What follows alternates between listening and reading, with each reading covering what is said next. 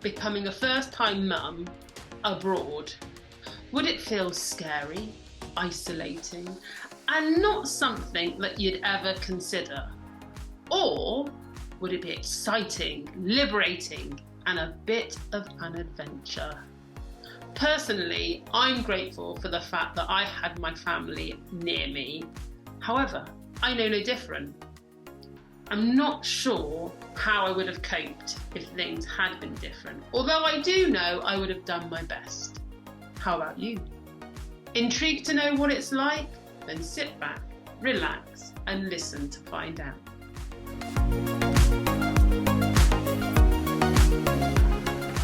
Hey everyone, thanks for tuning in. During this podcast series, I will be interviewing 6 awesome women who will be sharing with us their mum stories. My guest today is Alison Taylor. Thank you, Alison, for joining me today. My pleasure. So, Alison, who is Alison Taylor?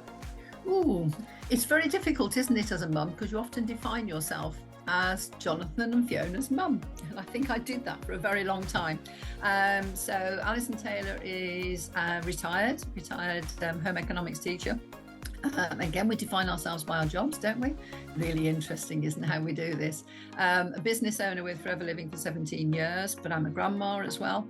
I've got 2 lovely grandchildren, both grandsons, different parts of the world. I love making things. I'm a creative. So I'm very much, a gardener, a baker, a knitter, a pottery, an artist.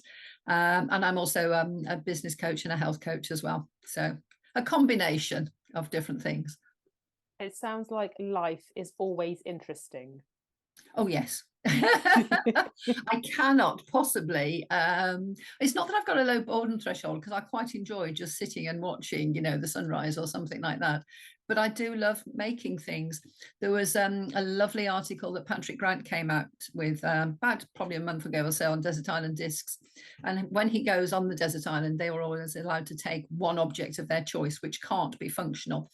I don't know how he quite got away with this, but he chose a lathe that would work with green wood so that he could just make things, because he said when he's making things, he's calm, centered, useful. And I can't remember what the other one is now, but I just think, yes, I'm creative. And I just think that's so true. I love making things. I love doing things with my hands and that. Yeah. So let's get to the nitty gritty. Did you always know you wanted to be a mum? No, I don't know whether it's being a child of the 50s or whatever, but it was just one of those accepted things. You courted, all right, so you went out with somebody, you got married, and you had a family, and that's what happened to me. So it was just the way that life unfolded without any sort of real thought behind it. It just evolved. And nowadays, anything and everything, family, there's no definition of a family. How have you seen the role of mum and family develop since you became a mum? I think there's a lot more focus, a lot more sort of purpose, and to be honest, probably a lot more support, very different type of support. I had my children when I was living abroad, so we weren't anywhere near my mum, so the type of support we had was probably slightly different. But you were very much, when you were a mum, you were cocooned by your mum and your aunts, and and all of those, and sort of helped and supported. So my example was probably slightly different, but I think now there's a lot more choice. Obviously, the statistics will bear out, won't they, that families are smaller. A lot more sort of, yes, we definitely want to have a child rather than it just sort of happening and evolving. But also the fact that women can sort of, do lots of other things, and you're not now necessarily defined or seen as pitiful if you haven't got a family, or if you are a spinster of this parish. Those sort of pejorative phrases have, I think, really been sort of, kicked into touch. I still think there probably is some sort of judgment. People will say, oh, look, oh, you haven't got children, to women who are in their 50s and their 60s. But I think there's far more choice now. And let me take you back then, because you did mention how you are not in the UK. when you became a mum. Tell us a bit more about. Yes, my teaching started off down in Surrey, and I then really wanted to go and work abroad. But with teaching home economics, it's very cultural. So it's the job opportunities aren't the same as if you're teaching English as a foreign language or something like that. So the opportunities, they were much narrower. And there was a job going in Singapore, which I really, really wanted. It was at the international school, and I didn't get it. And I was sharing the house with a group of lads, and they said, well, where are you going to go? I don't know. So the next job was Bermuda. So I applied for it and I got it. So I ended up going and teaching needlework O level, and we made swimming costumes in Bermuda. And I met my husband there, and my 2 children were born there as well. So we were 3,000 miles away from my nuclear family. Mm.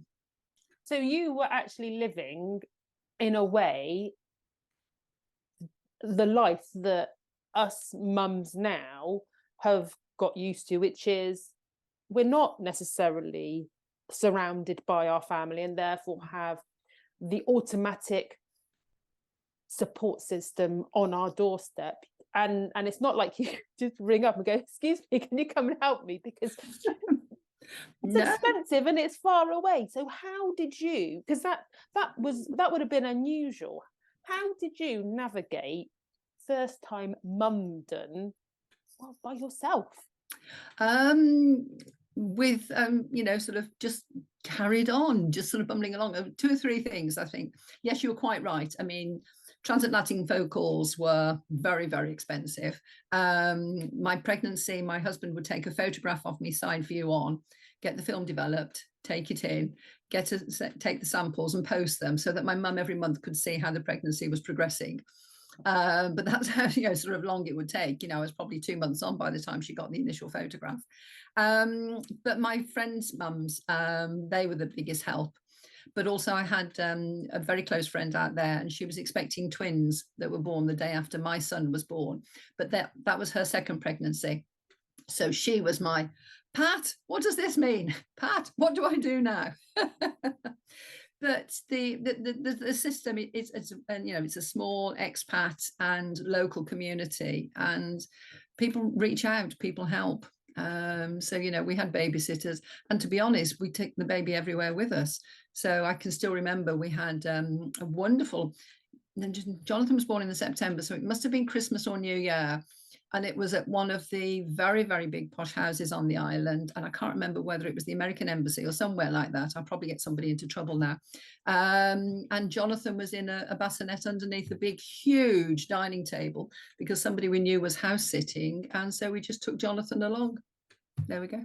Yeah. So in a way, was it actually liberating and freeing not to be surrounded by too many people or prying eyes, and therefore you could just get on with it?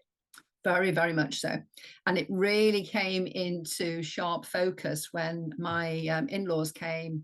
Again, about sort of, Jonathan would be about 3 or 4 months old, and they arrived to meet their new grandson. And my mother-in-law came down the stairs with a tube of Smarties. Now, bearing in mind that Jonathan was only 3 months old at that stage. But my background, as I say, food and nutrition, home economics. I also taught child development. So I did know an awful lot of the mechanics, because that's one of the subjects I taught. And I just said, oh, no, Jonathan doesn't eat chocolates. And she was, oh, my gosh, my daughter-in-law is the worst mother under the sun. You could see the expression.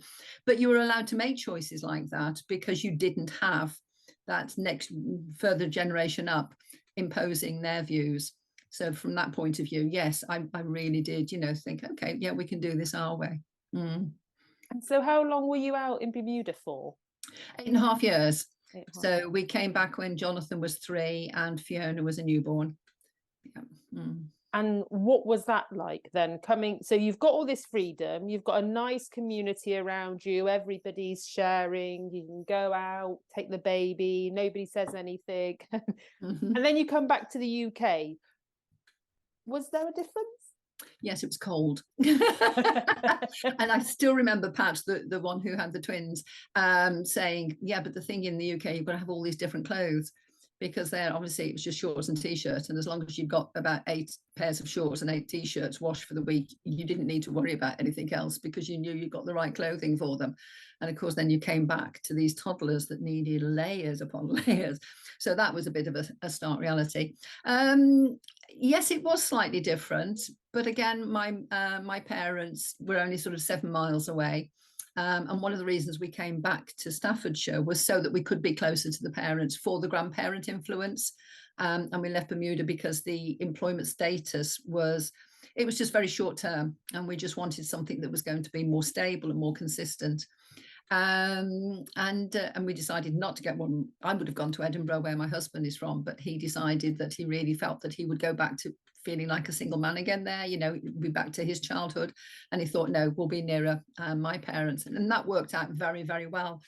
But yes, it was difficult. And as we said right at the very beginning of this, how do you define yourself? It was probably about 3 or 4 years, if not even longer, before we were invited to a party, not as Jonathan or Fiona's mum. Because again, we got into jobs, we were working, we had help with looking after the children, and you don't develop those friendships at the school gate. And the ones that I'd left in Bermuda that knew me for the previous 8 years were obviously 3,000 miles away.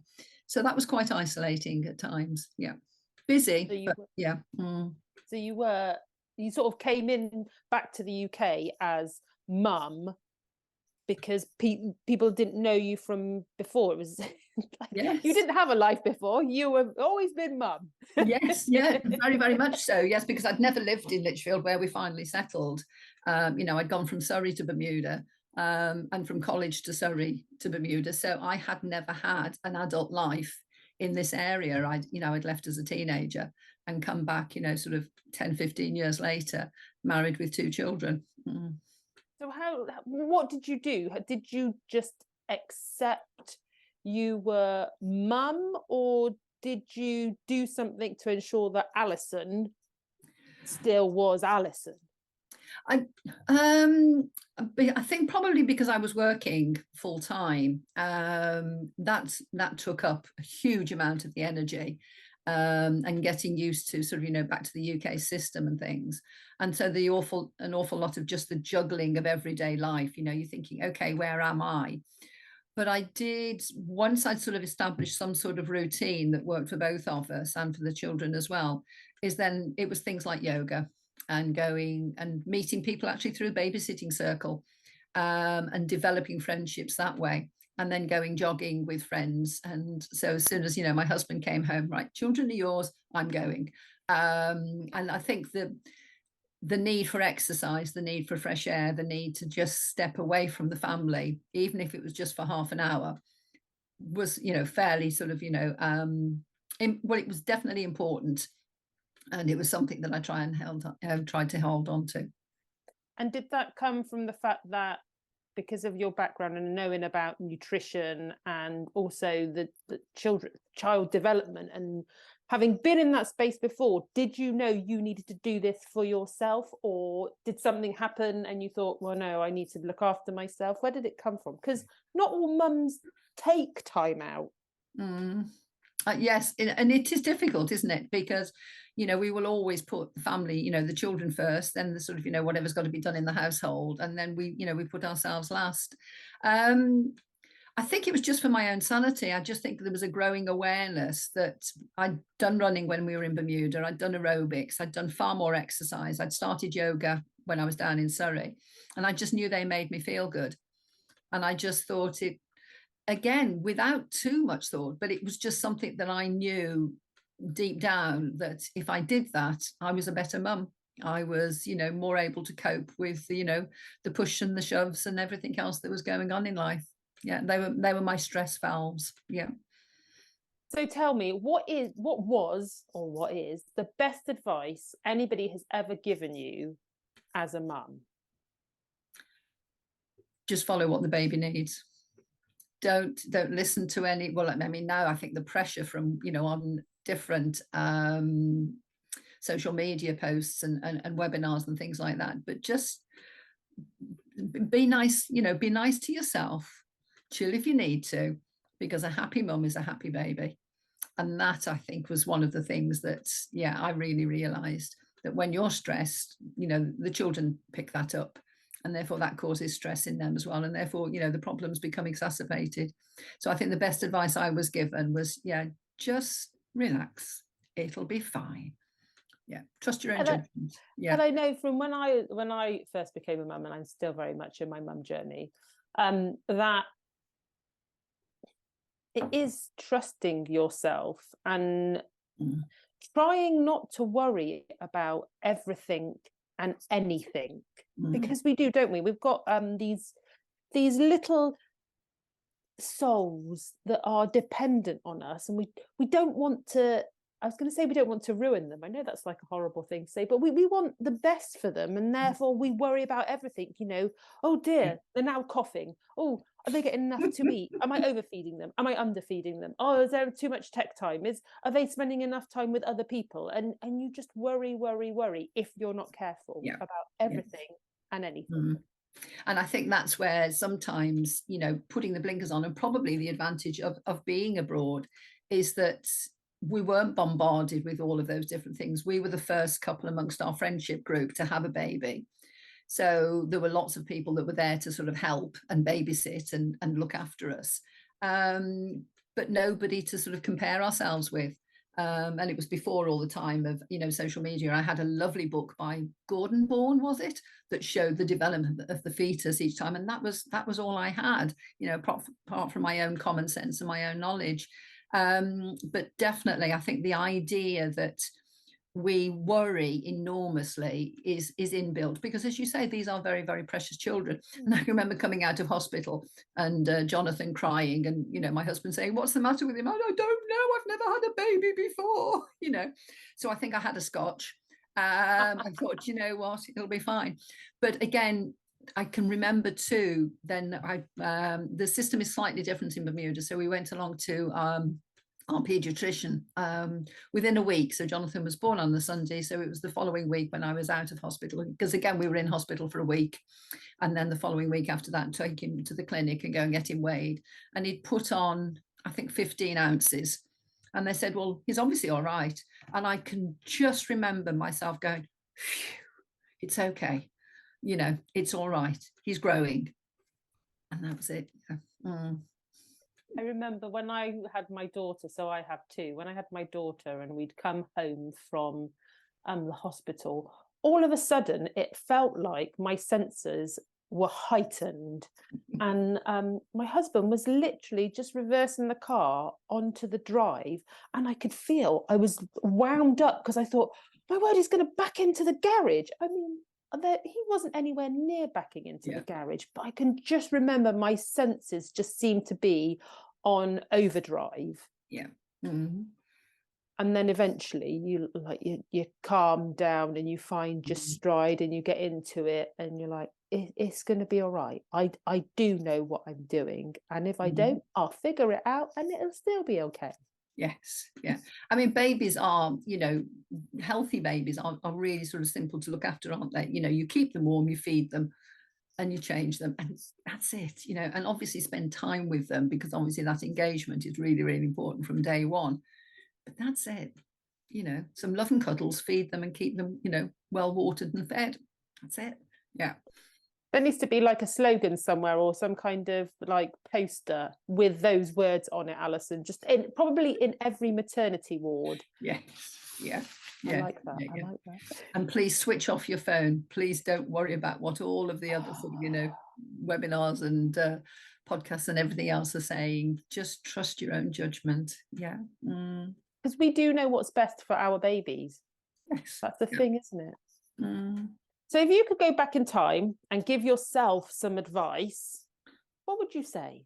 Oh, don't think that at age 32 you're an old mum, because that was, you know, what I was classed as.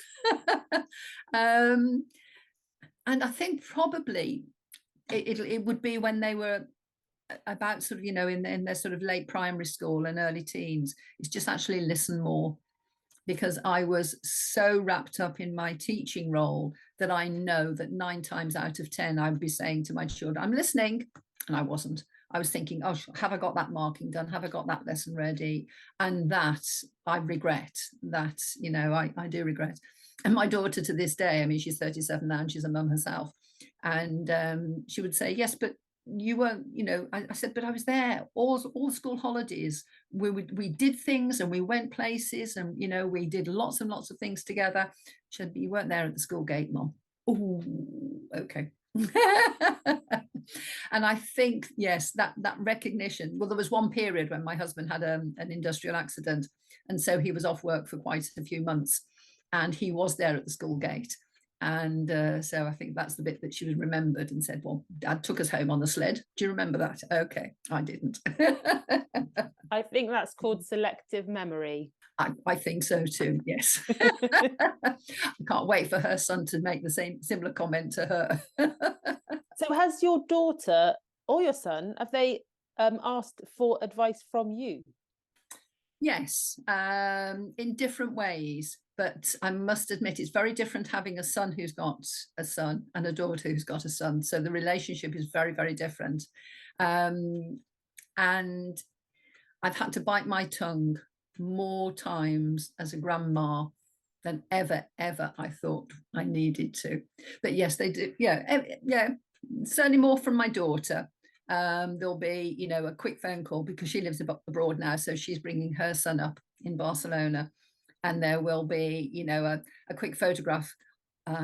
He's got a rash, or is this all right, or he's got a cough, and that's really eased off because he's coming up for 2 now, and she's really easing into and really thoroughly enjoying being a mum. And with my older grandson, it's more a case of, Oliver needs collecting from school and taking to football tonight. I'm down in London. Can you help? Oh, babysitting duties. Oh, yes. Yeah. And to be honest, I love that.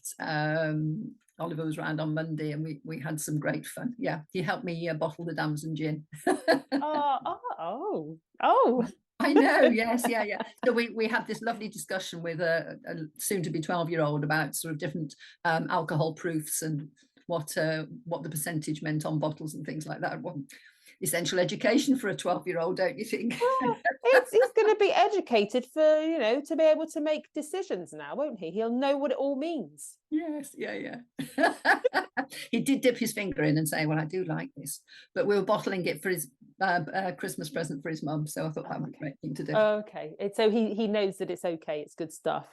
Yes, yeah. And his label, he's designed his own label and put that on, so yeah. Mm-hmm. So what 3 things do you wish you knew before you became a mum? Oh, I think probably start saving now. I wish I'd started saving earlier, you know, just because, oh my gosh, even more expensive, as I say, as they grow older. What I wished I'd known as well is that teenagers need you even more than toddlers. They need you to be there, really do. And I think in the current social pressures, that's even more so. So is that because of like the influence of social media, or is it more than that? I think it's both the social media, but I think it's more than that. I think because they are developing into people and they have so many questions, a lot of choices, and so many different conflicting emotions and needs.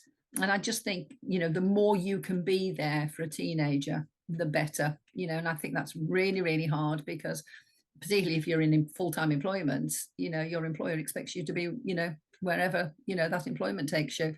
But I think you need to acknowledge that teenagers are still children and they still need you to be there. And as I just say, really, it's, you know, trust your own judgment, you know, just learn by doing, learn by looking at, you know, what's going on, use your common sense. I think common sense is very underrated as a skill.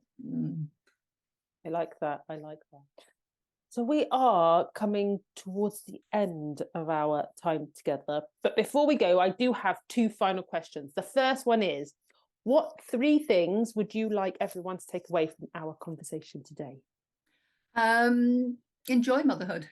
You know, don't let it become a big worry and a burden. You know, step back and just think these children are precious. Is it Khalil Gibran, is it? I can't remember now, these children are the future, relax and enjoy them and allow them to grow and blossom into their own character, their own contribution.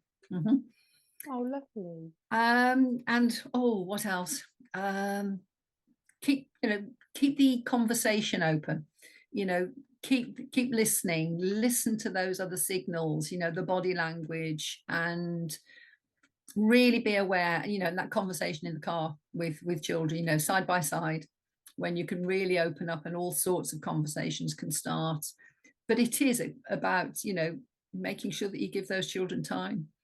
Give them time. Your time. That's the most precious thing you can give them. We think that there is always no time and life is busy, busy, busy. I've learned that time is what we make it. It's our choice how we use it, what we invest in. And if it's your own choice, then actually you can do what you want with it. Yes. Yeah. And an awful lot of things can either be left or delegated. And I really am a firm believer as well, is the children get involved. That's when the conversations can happen as well. They should be cooking the meals with you. All right. They should be participating in the house and the general things. They need to learn those skills for when they leave home. Make it part of it. Both my grandsons, that's what they do. The 2-year-old will take his bowl back in the kitchen, and the 12-year-old knows where the dishwasher is. That's the 12-year-old will give me an old-fashioned look now, as if to say, really, don't have to do that at home. What you're doing is because then you're going to free up more time, but also you are spending time with them. All right. And you're not doing this for them. They're part of the family. Therefore, they're part of the mess. They're part of the contribution. But it's really important that they learn those skills. They learn how to cook.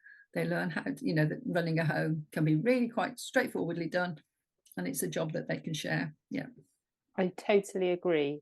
So finally, everyone who's been listening to this conversation will have been thinking, Alison is amazing. I need to connect with her. Make it easy. How does that happen? They can find me on LinkedIn. I've got a business Facebook page, so it's Alison Taylor, Alison Living Forever, and I can pop that link into the end of a podcast or whatever. Just pick up the phone and have a chat. I love WhatsApp calls. Amazing. Well, thank you very much, Alison, for talking to me today. And thank you very much for the request and putting that offer out there. I absolutely loved it. Thank you. You are most welcome. It's an ex-teacher. Give me an audience. It's magic. And thank you everybody for listening to us.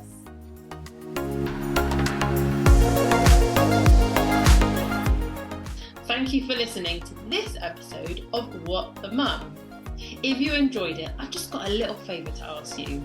Go ahead and tell all your mum friends so that more mums can share their stories of motherhood. And also, don't forget to subscribe and come and connect with me. Take care, everyone, and see you at the next episode.